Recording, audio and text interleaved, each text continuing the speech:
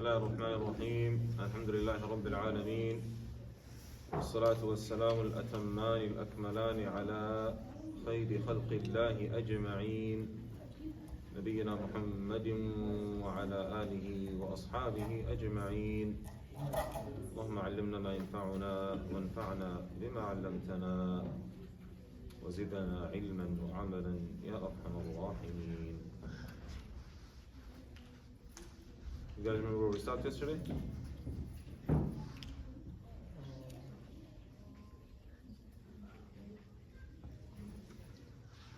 You guys weren't paying attention or less? Right. That is because he is able to do إنه على كل شيء قدير. He has power over all things. وكل شيء إليه فقير, and everything is in need of him. كل أمر عليه يسير, and all affairs are for him easy. لا يحتاج إلى شيء, he needs nothing. ليس كمثله شيء وهو السميع البصير, there is nothing like unto him, and he is the hearing, the seeing. And what we said about he is able, or he is over all things able, what does that mean? He can do everything, right? You guys were here yesterday, what did we talk about? Hamza, you remember? Essentially, it's like God can do like positive things without the negative things. Like, for example, taking life without fear, or providing without difficulty, or resurrecting without difficulty. So you guys heard this saying, God could do everything. You guys heard that before, right? Yeah? So can God not exist? No. So that's the thing, though. Circle, triangle. Can God make a circle triangle? Yeah. Yes. No. Could do anything. So, there's two ways to look at this. And I talked about this yesterday. Okay? The preferred way to look at this is to say, God can do what he wants. And Allah ala kulli shay'in qadir means God can do, or is over all things powerful, or he can do what he wants. And we leave it at that. And we have many examples of God doing what he wants. Yeah. One of them is creating the world. The world is there. Somebody must have put it there. Wow, God is amazing, Allah is amazing, he can do what he wants. Give me a second. Assalamu alaikum wa rahmatullahi wa barakatuh. I'm in a class. Everything okay? Okay, I'll call you later, inshallah.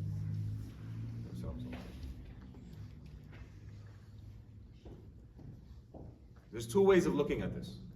The preferred way is to take it as it is. God is able to do all things. Examples, look at the world. Examples, look at my creation, how I exist. Example, Musa, he caused Musa's staff to turn into a snake.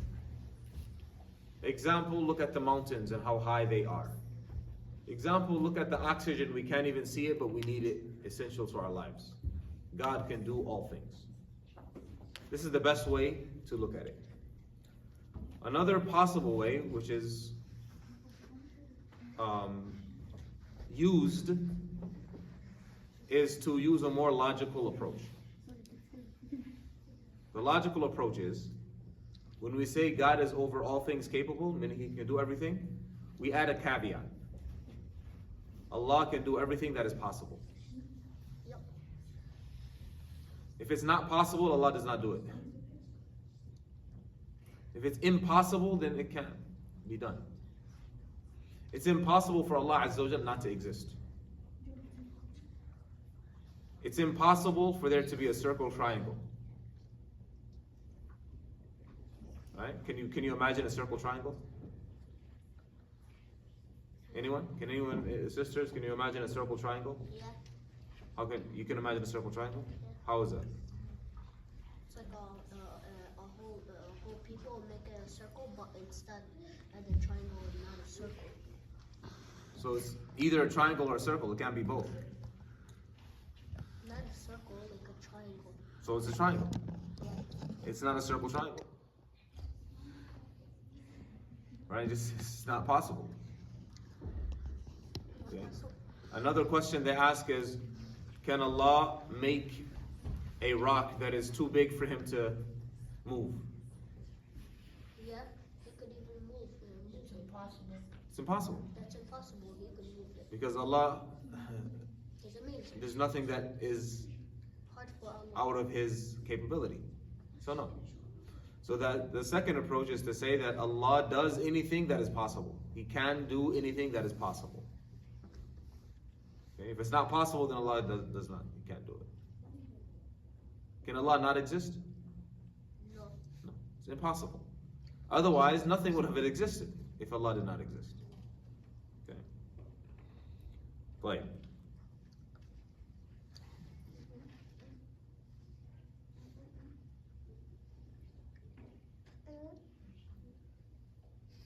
Then Imam al-Tahawi went on to say, خَلَقَ الْخَلْقَ بِعِلْمِهِ. He created the creation with his knowledge. Meaning, he created the creation knowing everything about what he created. Okay? He created everything, knowing everything about what he created. Allah subhanahu wa ta'ala يقول أَلَا يَعْلَمُ مَنْ خَلَقَ وَهُوَ اللَّطِيفُ الْخَبِيرُ. Does he not know those whom he has created? And he is the one who is subtle and most aware. قال تعالى وعنده مفاتح الغيب لا يعلمها إلا هو ويعلم ما في البر والبحر وما تسقط من ورقة إلا يعلمها ولا حبة في ظلمات الأرض ولا رطب ولا يابس إلا في كتاب مبين وهو الذي يتوفاكم بالليل ويعلم ما جرحتم بالنهار. So Allah subhanahu wa ta'ala said, He has the keys of the unseen. No one knows them except for Him. There is no leaf of a tree that falls except He knows it. Now we're in fall, right? In autumn. And the leaves are falling off of the trees. Can you imagine counting all of the leaves that fall off the trees everywhere in the US? Can you imagine that? Now imagine counting all of the leaves that fall off the trees everywhere in the world. Now imagine counting all the leaves that fell off the trees That's impossible. since the beginning. It's impossible, right? So Allah could count it. Since the beginning of time. It's impossible, except for Allah subhanahu wa ta'ala, because Allah knows everything. Because you could do anything. He knows. And there is no seed that is in the middle of the darkness of the earth. Nor is there anything soft or hard, except it is in a book that is clear or clarifying. And He is the one that takes your lives temporarily, meaning in sleep, at night, and He knows what you do during the day, subhanahu wa ta'ala.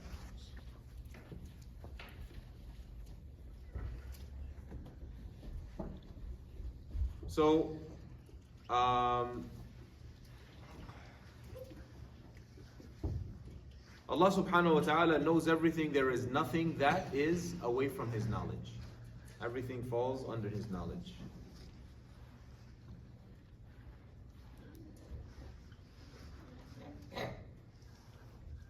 Okay? And it is also impossible, or it's actually necessary, for Allah subhanahu wa ta'ala to know His creation. Why is it necessary for Allah to know His creation? It's logically necessary for Allah to know everything about His creation. Why is it not logically necessary? It's logic or not logic? It's logically necessary. So tell me more. You create something, don't you know about it? Right, if you're going to make something, you know everything about that thing that you made. Right? It's impossible for you not to know. Otherwise, you wouldn't have made it. But Allah, it's not impossible for Allah. Ahsant. Barakallahu feek. Sahih. Okay? So Allah Azza wa Jalla knows everything about His creation. And Allah subhanahu wa ta'ala knows what was, means everything that happened before. And knows what is, everything that is happening now. And He knows what will be, everything that will happen in the future. And He knows what has not come to be. Had it come to be, how it would have been. Allah Azza wa Jalla knows all of that. So He says, خَلَقَ الْخَلْقَ بِعِلْمِهِ. بِعِلْمِهِ يعني عَالِمًا بِهِمْ. He created the creation knowing His creation. Even before He created them. You guys settle down. Either you sit on the floor, please. Thank you. So He created the creation knowing that He created them. And knowing everything about them when He created them. وَقَدَّرَ لَهُمْ أَقْدَارًا. And He ordained for them everything. وَقَدَّرَ لَهُمْ أَقْدَارًا. Allah subhanahu wa ta'ala قال وَخَلَقَ كُلَّ شَيْءٍ فَقَدَّرَهُ تَقْدِيرًا. He created everything and He ordained it with precise ordinance. إِنَّا كُلَّ شَيْءٍ خَلَقْنَاهُ بِقَدَرٍ. Everything that we've created it with an ordinance, with preordination. وَكَانَ أَمْرُ اللَّهِ قَدَرًا مَقْدُورًا. Another verse, Allah subhanahu wa ta'ala said, Allah's command was qadar maqdur, meaning it was ordained. Now, What does ordained mean? planned. They call it predestination. قال تعالى الذي خلق فسوى والذي قدر فهدى. He is the one who created and then made things even, and He is the one who ordained and then guided, meaning guided the things to that which they were ordained.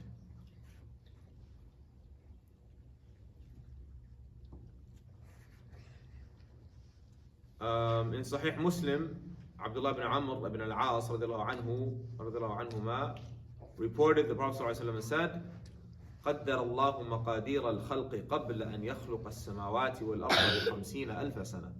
Allah subhanahu wa ta'ala ordained, predestined, planned He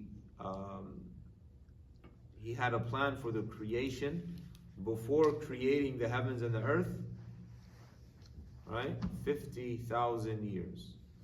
So He ordained everything 50,000 years before creating the heavens and the earth. So think about that. Right now, all of us are sitting here in Masjid al-Nur in Redford. Some of us are eating gum. Others are paying attention. Please throw the gum away. Jazakallah khairan. Because I don't want it to stick to the carpet. There's a basket over there. There's another basket over there. Thank you. Jazakallah khairan. Each of us came from a different place. Imagine where your grandparents were. Do you think your grandparents would have ever imagined that you all would be here in Redford, Michigan? You think? No? Yeah, I don't think so either. My grandparents would have had no idea that I would be here in Redford, Michigan, teaching a class on Aqeedah, Islamic theology. But we are here. Right? And imagine that all of this was planned 50,000 years before creating the heavens and earth. That doesn't include the time from Adam alayhi salam until now. Every last moment in time was planned. وَخَلَقَ كُلَّ شَيْءٍ. Allah Azza wa Jalla says He created everything. فَقَدَّرَهُ تَقْدِيرًا. He planned it and He ordained it very precisely, in a precise manner.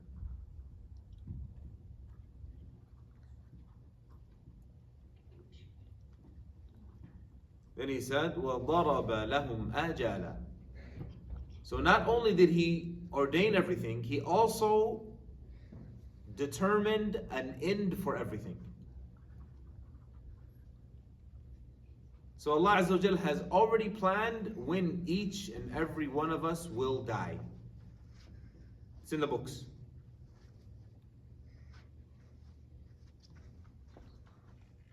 It's nothing new.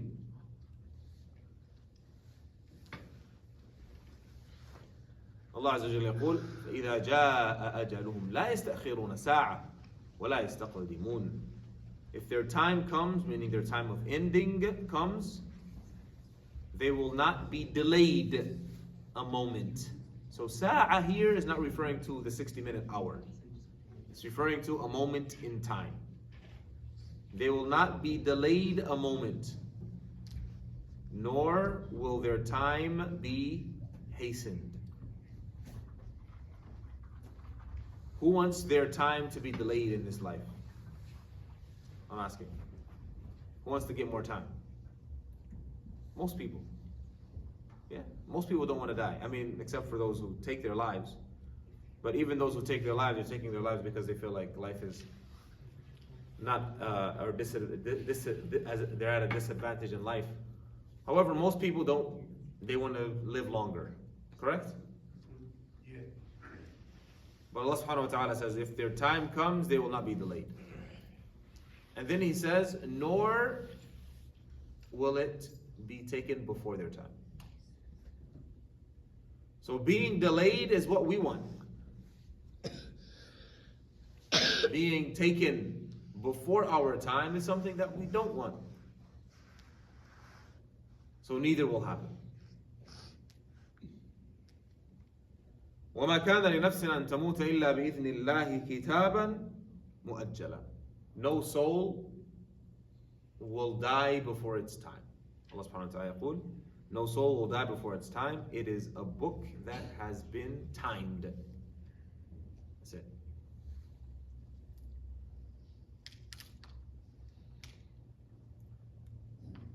So, in terms of qadr,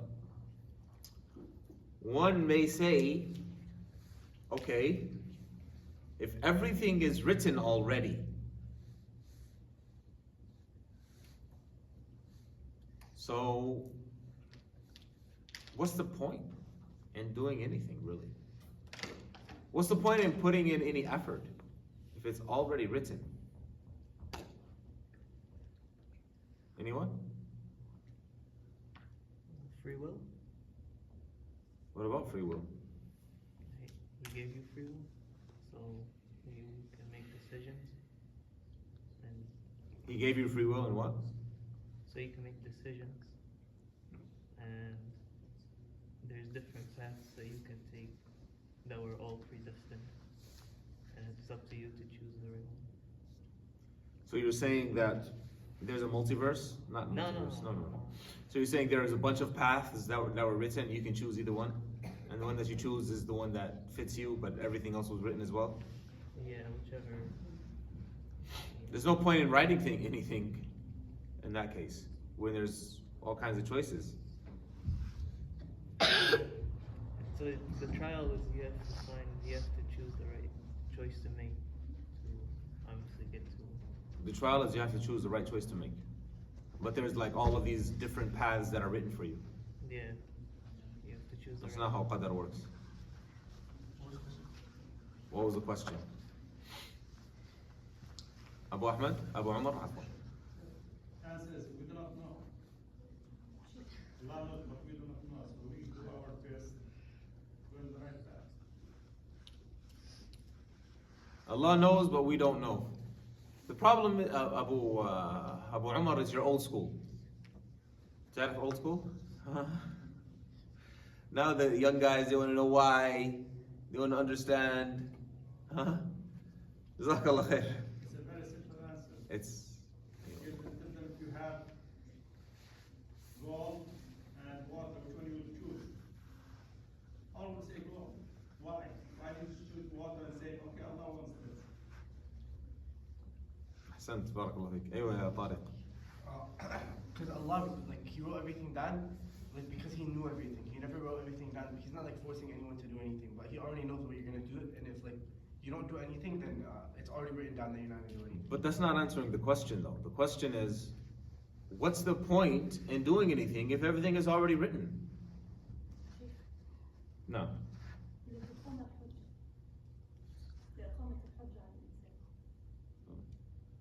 So she's saying so that we have no excuse. We cannot say we didn't know. أنه كتب يعني لا مش لتقام الحجة. Allah Azza wa Jal sent messengers, رسل, with news لإقامة الحجة, right? Like, the question is, because it's an issue, right? We learned that Allah has written everything. Okay? Everything that will happen ever. It's already written. So, the result of us learning this, as the Sahaba Radwanullahi alayhim, they asked, Ya Rasulullah, fima al-amalu idhan? Like, what's the point in doing anything if it's already written? Like, I'm already going to hell. May Allah Azza wa Jalla protect us all from going to hell. A person may say, I'm already going to hell. Right? So what's the point? So the Prophet ﷺ's answer was, اعملوا فكل ميسر لما خلق له. Do your good deeds. Work. For every person will be made easy for them to do that which he was created. To do that for which he was created. So, work. From a logical standpoint,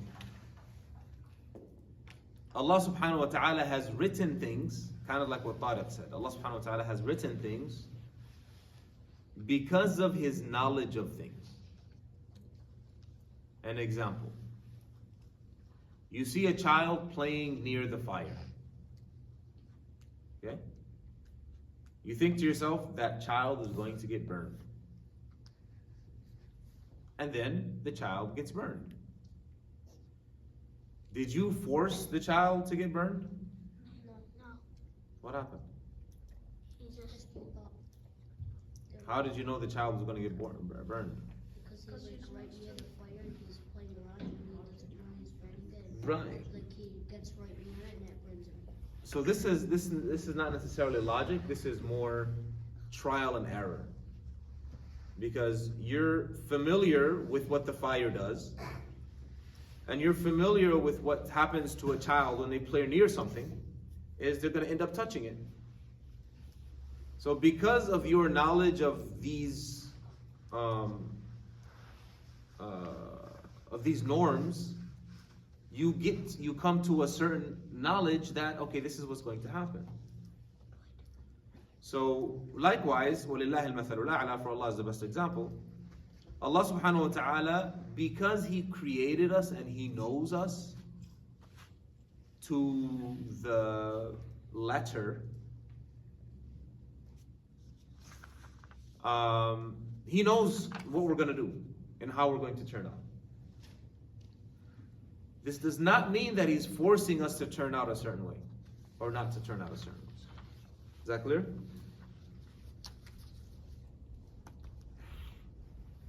No. But you are saying that knowledge of God is depend on prediction because of knowledge. Because of what? Knowledge, because of your knowledge of prediction. No, this is the water. It's different. He knows because time is different. Right? الزمن مختلف. So we say he knows, and that's it. Yeah. Not because time is different, not because it's logic, not because he knows, because he knows. And the example I gave is an example that we can understand for something that we think will happen in the future, but it's likely, most likely that will happen, because that's how we understand things as human beings. But Allah Azza wa Jal knows because He knows. Right? How? We don't know. لا ندري. Is it logic? Is it kada? Is it? We don't know. We just know that He knows. Okay? So, Sheikh, with the logic, we cannot answer this question. With the logic, can we answer this question? The question of Why, if Allah knows that I'm going to go to the, for example, the Marayat or Layla hell, why I'm doing it? Why I need to work? Or Yeah. not to work, or worship? Can you answer this logically? I think, yeah. Because it's logical that we do the things that we do by choice. Okay? Like, nobody can deny that the things that they do is, they're not forced to do them.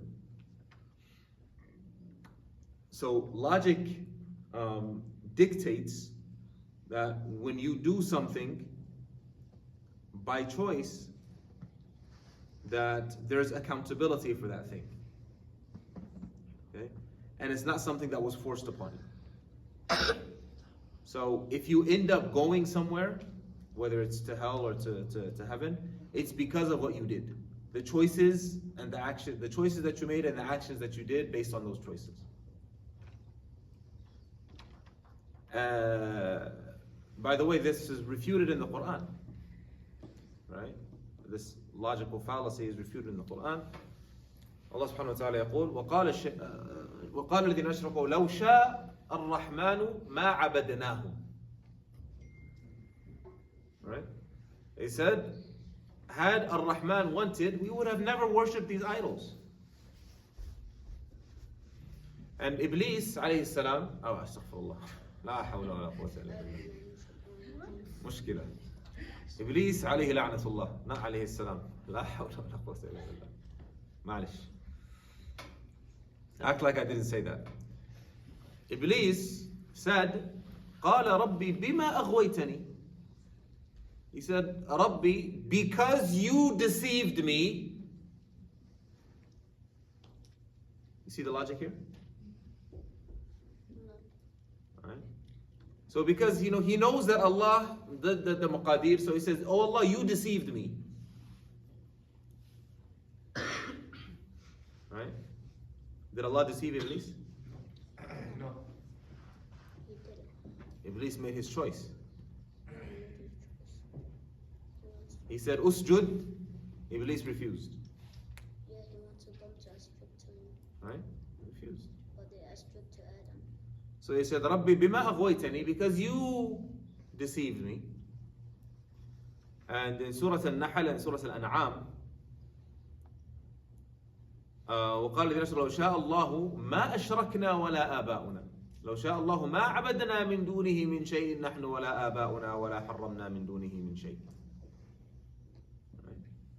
They said, if Allah willed, we would have never worshipped other than Him. So Allah subhanahu wa ta'ala dismisses this argument. Like it's as if it's not even worth an answer. He says, كذلك كذب الذين من قبلهم فانظر كيف كان عاقبة المكذبين الظالمين. This is how they disbelieve those who came before them. So there's no need for this answer because it's obvious. Abdullah, is anyone forcing you to sit here? Are you sitting here by your own will? Okay, exactly. That's it. So from logic, yes, this can be explained. Because it's obvious. No, hold on. So everything is written down already. This is what we've written down. Allah already wrote down everything that we're gonna do.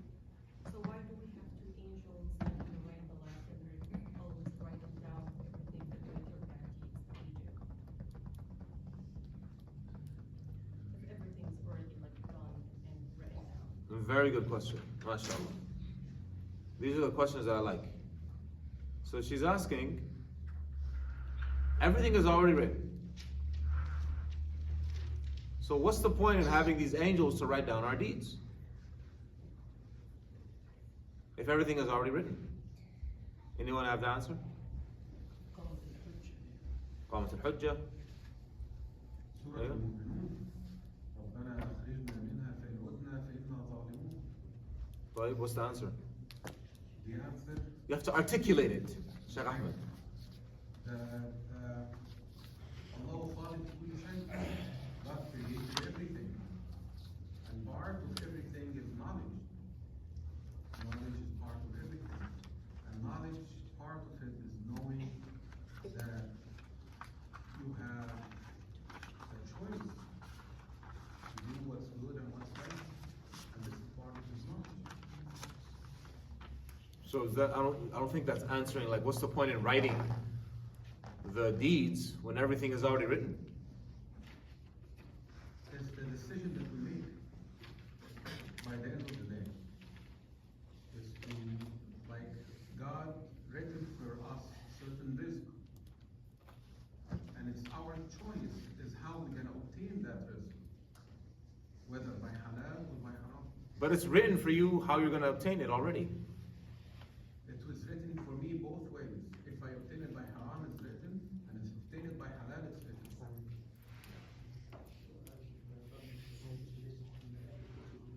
ما هي عشان تكتب لك الحلال تكتب لك الحلال والحرام وانت اللي اخترت. يعني من بالقدر مقدر الحرام اللي كنت هتختاره والعقاب اللي عليه مقدر عليه والحلال اللي كنت واللي اخترته والمقدر عليه. So this is a different thing. So you're saying this is قدر المعلق. القدر عموما. طيب. أيوة عبد الله. No, he made two angels to write for you because Yom al-Qiyamah is going to give you the book to prove to you what you've been doing in your past life. So it's for judgment purposes. Yeah. أيوة طارق. I was gonna say, إن الله يفعل ما يشاء. You can say that and end the conversation. Correct. So Tariq is saying, we can say, إن الله يفعل ما يشاء. Allah does what He wants, and we end the conversation. لا يسأل عما يفعل, لا يسأل عما يفعل وهم يسألون. He is not questioned about what He does. However, they are questioned, and we can end the conversation. Yes, that is a possible way to answer that question. However, there's more to be said. Okay. What Sheikh Ahmed you're talking about is the two possibilities that are written for a person. That a person has written the good that he will do and the path that he will take according to that, and he has also the bad that is written. So if he chooses the good, then so this particular issue is a point of disagreement. Okay? The better or the most correct, wallahu a'lam, is that no. What's written is what you actually turn out doing. And then there's qadr that's called al-qadr al-mu'allaq. Al-qadr al-mu'allaq is qadr that is depending on the dua that you make. Okay? So it's written for me to get $1 million if I make dua to get $1 million. But if I don't make dua to get $1 million, I won't get it.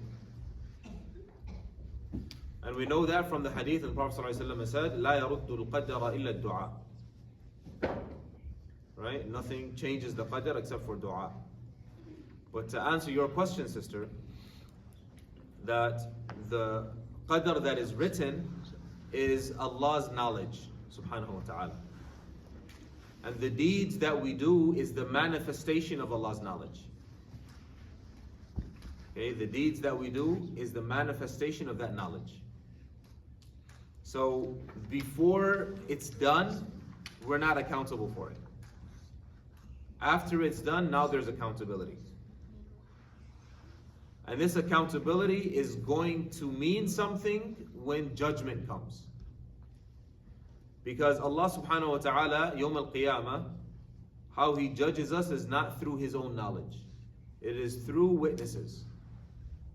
Through the testifying of the witnesses. وَيَوْمَ يَقُومُ الْأَشْهَادِ. We can also tie hadith to the Prophet ﷺ. He says that some people are against judgment even though that thing is written. Allah will give them their sahifa. But they say, I do not agree with that. I want something from me to be the witness. And then Allah asks His parts to stop talking. So I think Allah is dealing with us in the same way that we think. His mind. He made everything so we can accept it with our mind. And this is also to show justice as well. Right? Because when a judge, right, if a person goes before the judge and they're accused of something, and the judge just says, okay, you're guilty, you're innocent, you're guilty, you're innocent, nobody's going to be happy with that judgment because the evidence was not presented. And the example of that is with Rasulullah sallallahu alaihi wasallam, where he said, "Innakum takhtasimuna ilay." Like, you come to me for judgment, and some of you speak better than others. So, if you speak about your plight in a manner that is stronger than your brother, and you know you're wrong, then I may make a judgment on your for you in your favor, right? So whoever I make a judgment for them, which is actually their brother's ownership, then it's as if I'm giving them a piece of fire. Angels are more are different because they are after the fact. The qadr is written through Allah's knowledge. So through Allah's knowledge as for what will happen, and the book of deeds are written while the things are happening to be as a form of evidence for us or against us Yawm al-Qiyamah.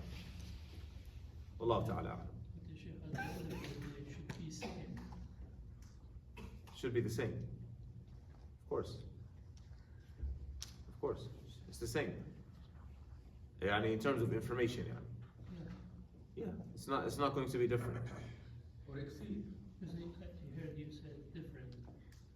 No, the difference between them is that it's being written as we're doing the deeds. Oh, I see. No. Time-wise. Aywa. How do the angels that are on your right and on your left, know that if let's say you make a dua, how do they know if that Allah accepted that dua or not when they write it down? They don't know. They write it. That's only in the book that Allah has, the book that Allah has, not in our book. I don't know that. I don't know that. La adri. Any more questions?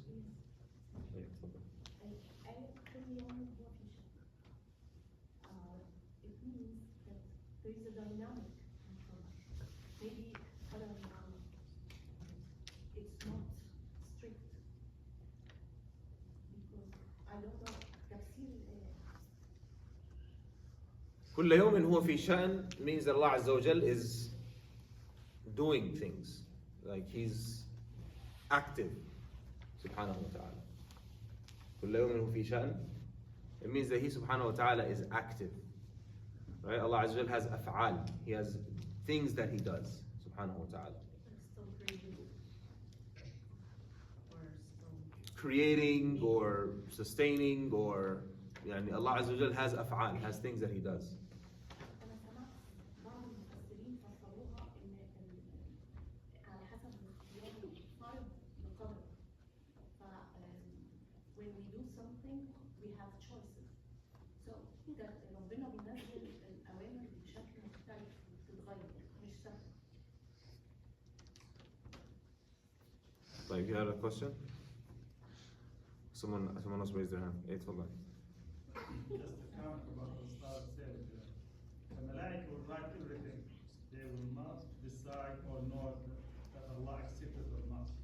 That's why some people at the day of judgment they come with a lot of deeds, but Allah will not accept it. Right. The rule of the Malaika is just like what we have done. Period. Sahih. So, right, the angels write everything. Sahih. So in terms of the aqdar that come down, they come down at different times. Sahih. So there's the aqdar that come down Laylatul Qadr. And these are the aqdar for the whole year. تنزل الملائكة والروح فيها بإذن ربهم من كل أمر. ماشي؟ هذه الأقدار تبع السنة كاملة. Then there's the aqdar of the month. Okay? And there's the aqdar of the week. And there's the aqdar of the day. Okay? So these aqdar, they're coming up, there's activity. Right? There's always activity going up and down. Now, there are things that are fixed. And there are things that are loose. However, its looseness is with that which is fixed. So what's fixed is the lawh al-mahfuz. The things that are loose, that are connected to dua, whether a person makes a dua for that thing or not. However, in the lawh al-mahfuz, it's already written whether or not that person will make dua. Allah Azza wa Jal لا يتغير. قال تعالى ما يبدل القول لدي وما أنا بظلام للعبيد. Right? My speech never changes. And this is talking about the speech in Al-Lawh al-Mahfuz. المرأة اللي جت لسيدنا موسى وقالت كتب العقيم مش بعد كده ربنا رزقها. فهو ده مش different. No, مش different. لأنه within اللوح المحفوظ there is يعني مثل ما قلت القدر المعلق. تمام؟ So this qadr that is contingent. It's contingent upon, okay, whether or not a person does something. However, this contingency is already written above. It's going to happen or not. And هو مكتوب في اللوح المحفوظ, everything is finished. لكن Allah Azza wa Jal gives us hope. And He gives us rope. He gives us foresight. So that we are encouraged to do things. And based on the things that we do, Allah Azza wa Jal gives us the qadr that is mu'allaq. Alayhi salam. Right. The Prophet ﷺ يقول من أراد أن ينسأ له في أجله ويبسط له في رزقه فليصل رحمه. Right? Whoever wants to have their time delayed and have an abundance in wealth, then they should connect their family ties. Does this mean that connecting the family ties, right? So for example, a person is supposed to live 60 years. But because he's connecting with his family, he's dutiful to his parents, he's going to live for 100 years? No, it's not what that means. Right? In a sense, yes, it is what that means. But in reality, what it means is that this person is going to live for 100 years. And the reason he's living for 100 years is because he's being dutiful to his parents. had he not been dutiful to his parents, he would have lived for 60 years. But because he became dutiful to his parents, he's living 100 years. And this is already written. مكتوب. انتهى. في حديث انا مش عارفه اسمه عن سيدنا ابن مسعود لما اتكلم عن الاراضين السبع وقال في محمد كمحمدكم وابن مسعود لا، ضعيف هذا. لا اسمه هذا ضعيف. ضعيف. ما له وجه من الصحة. بس على اساس correlation with different choices. لا هذا مش صحيح. الاراضين السبع. أي هذا مش صحيح. الأراضين السبع is من المتشابه. What does it mean exactly? يعني اختلف العلماء في ذلك اختلافا كثيرا. And this particular hadith is ضعيف. أيوة طارق. تفضل. Since stuff can happen because you made dua for something, does that mean that can you make dua for someone to live longer? Is that not allowed? Because I heard that you're not supposed to do it because it's already written how long they're gonna live. Right, you're not supposed to make dua for someone to live longer. No. Imam Ahmad ibn Hanbal rahimahullah used to dislike that. There's also a hadith in Sahih Muslim where Habiba, the Prophet's wife, radiyallahu anha, she said, اللهم امتعني بزوجي رسول الله صلى الله عليه وسلم وبأبي أبي سفيان وبأخي معاوية. So, oh Allah, allow me to enjoy my husband Rasulullah صلى الله عليه وسلم and my father Abu Sufyan and my brother Muawiyah for longer. Prophet ﷺ said, you ask Allah subhanahu wa ta'ala to give or to extend lives that have been determined already. He said that it's better for you to ask Him to protect you and yu'idaki min adab al-nar wa adab al-qabr, to protect you from the punishment of the fire and the punishment of the grave. Allah ta'ala alam. Any more questions? Al-Qadr is a very large body of work. There's a lot that is in there. Okay, there's a lot of ahadith, there's a lot of ayat, like in the crux of the matter. Okay? The crux of the matter. The most important aspect of Qadr is that we as Muslims believe everything was already written. It's a done deal. And we believe we are compelled to do work, right? Not based on what was already written, but based on our hope that Allah will forgive us and admit us into Jannah. Because we know that Allah subhanahu wa ta'ala is Al-Alim.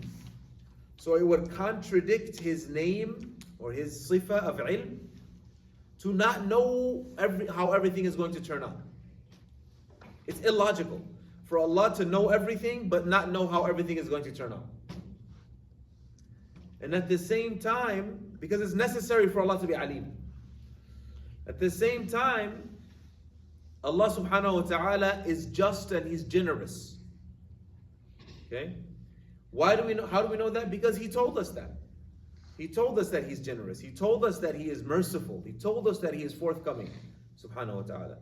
So it would contradict His mercy to cause us to go to hell, even though we've tried our best to go to Jannah. Right? That goes against His mercy, subhanahu wa ta'ala. And we know that Allah subhanahu wa ta'ala sent one mercy, right? He split His mercy into 100 parts.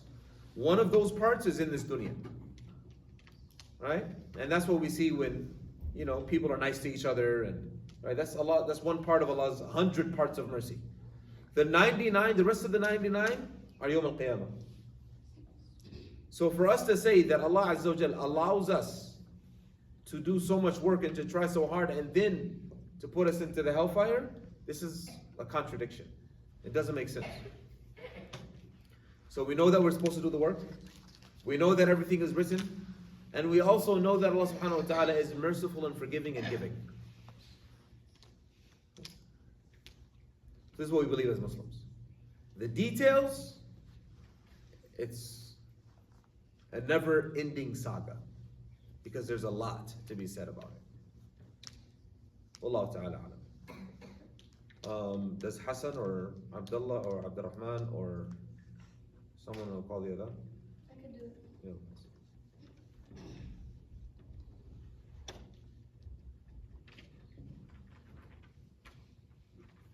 Allahu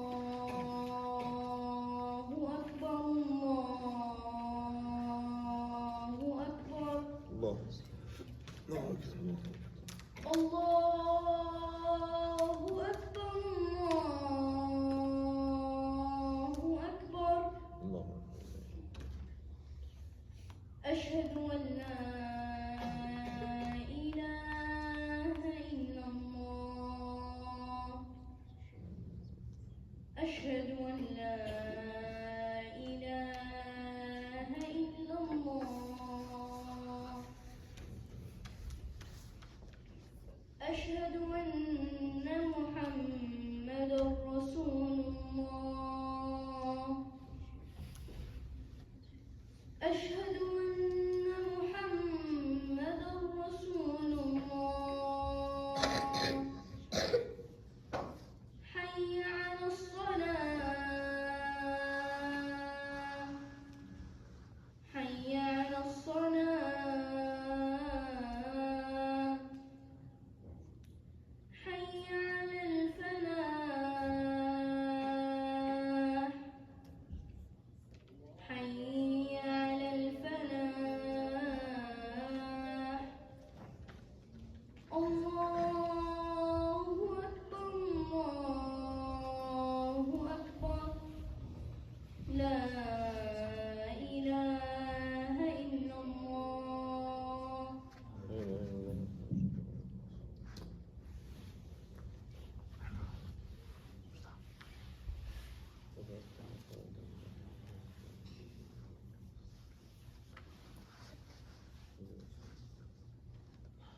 So where is dua in all of this?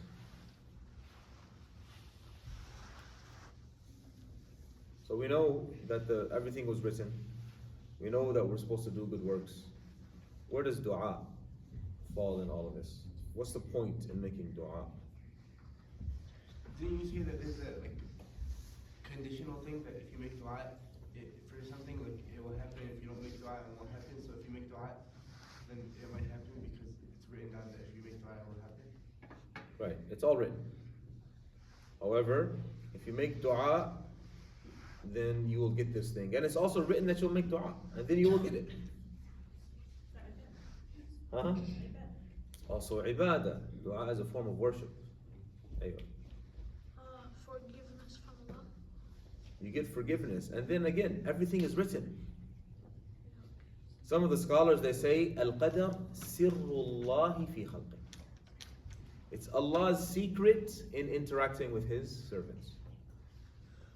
So it's not really something that we can get our heads around fully. It's impossible for us to get our heads around how Qadr works. Right? Because at the end of the day, it's beyond our comprehension. Lakin, we know that Allah subhanahu wa ta'ala wants the best for us. And He's not going to let us down. We know that Allah created us to worship Him. We know that Allah created us deficient. Prophet ﷺ said, if you did not sin and make mistakes and err, Allah subhanahu wa ta'ala would destroy you and bring about another creation that would err so that they can ask Allah to forgive them, and then He will forgive them. So Allah subhanahu wa ta'ala purposely made us deficient beings. That's on purpose. And Allah subhanahu wa ta'ala wants to forgive us. And we'll talk about this more tomorrow, inshallah ta'ala. That there's irada, that Allah's will is two types. A will for the things that He loves, and a will for His overall orchestration of the world. Okay? So Allah subhanahu wa ta'ala does not love it when children are dying and there's killing that's happening and the people are suffering. Allah does not love that. Right? It's not something that is loved by Him subhanahu wa ta'ala. However, Allah subhanahu wa ta'ala ordains these things for the overall betterment of the world. Because He has a bigger plan. There's a bigger picture. And an example that they usually use is if you look at a portrait, right? The portrait is beautiful. But if you look at a pixel, like a small portion of the portrait, you're not really looking at anything. It doesn't make any sense. But if you look at the entire portrait, it makes sense. Okay? Where were we? I lost my train of thought. That's tomorrow's lecture. We'll talk about that tomorrow, inshallah. But generally, Allah subhanahu wa ta'ala wants the best for us. And when we make little effort, Allah subhanahu wa ta'ala puts a lot of blessing in that effort. And at the end of the day, it's all written. And the fact that it's written should bring us comfort. And the reason it should bring us comfort is that Allah already knows. And at the same time, we should have hope because we know that Allah is merciful. So that should give us a balance between hope and fear. That's Wallahu ta'ala a'lam. Any questions? I could probably take 2 before the iqamah. No? Yes? Anyone? Fine. We'll end here. جزاكم الله خيرا وبارك الله فيكم. سبحانك اللهم وبحمدك أشهد أن لا إله إلا أنت أستغفرك وأتوب إليك.